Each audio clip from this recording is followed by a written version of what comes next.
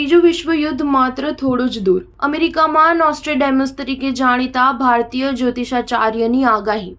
નોસ્ટ્રેડેમસ તરીકે અમેરિકામાં ખ્યાતનામ બની ગયેલા કુશલકુમારે વૈદિક જ્યોતિષાચાર્યના પ્રખર વિજ્ઞાન છે. તેઓએ કહ્યું છે કે હવે ત્રીજું વિશ્વયુદ્ધ માત્ર થોડા જ દિવસો દૂર છે. આ વૈદિક જ્યોતિષાચાર્ય વિશ્વ ઘટનાઓ જોઈ શકવાનો દાવો કરે છે. તાજેતરમાં જ ઇઝરાયલ હમાસ યુદ્ધ, રશિયન નાટો, ઉત્તર અને દક્ષિણ કોરિયા તથા ચીન અને તાઇવાન તંગદિલી ઉપરથી પણ આ સંભાવના નજરે દેખાય તેવી છે તેમ પણ તેઓએ કહ્યું હતું. મંગળવાર તારીખ 18મી જૂને જ શરૂ થઈ રહેલી ગ્રહોની યુતિ ત્રીજા વિશ્વયુદ્ધની સંભાવના દર્શાવે છે. તે યુતિ 29મી જૂને અંશાત્મક રીતે થતા તે દિવસ વિનાશ દિન બની રહેવા સંભવ છે.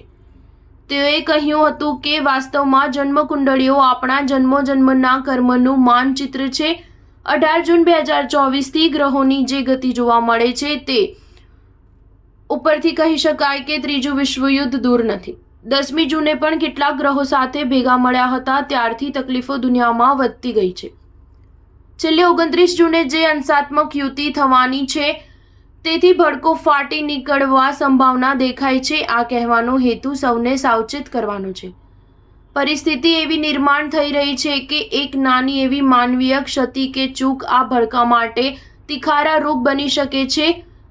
પોતાની આ આગાહીઓને પુષ્ટિ આપતા કુશલકુમારે શ્રેણીબદ્ધ બનેલી ઘટનાઓ પ્રત્યે ધ્યાન દોર્યું હતું. તેઓએ કહ્યું કે ઇઝરાયલ હમાસ યુદ્ધ, ઇઝરાયલ લેબેનોન યુદ્ધ, ઉત્તર કોરિયાના સૈનિકોનું સરહદ ઓળંગી દક્ષિણ કોરિયામાં જવું તેમજ ક્યુબા મિસાઇલ ક્રાઇસિસને યાદ આપે તેમ રશિયા યુદ્ધ જહાજોનું ક્યુબામાં પહોંચવું, જેમાં ન્યુક્લિયર સબમરીન પણ હવાના પાસે પહોંચી ગઈ અને તે સર્વે કરતા એ વધુ ચીન દ્વારા તાઇવાનના સમુદ્ર તટ પાસે કરાયેલી યુદ્ધ કવાયતોને અમેરિકા પણ ચિંતિત બન્યું હતું.